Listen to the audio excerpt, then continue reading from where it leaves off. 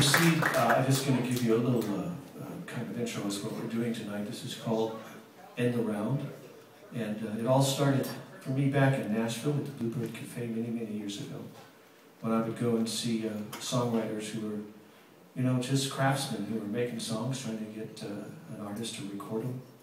And they started out singing this way so they could see each other and share, because some of the songs they were singing for the first time, and so it would give you an opportunity to see the chords and sort of jump in if you felt like you could handle it. And so this is the way I do my workshops.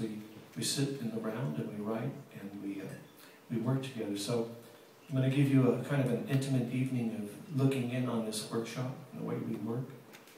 We will be going around as we go through, so you get a chance to see each of the songwriters who participated this week at the Almasog Guest Ranch, who, by the way, we would love to thank them for allowing us to be here.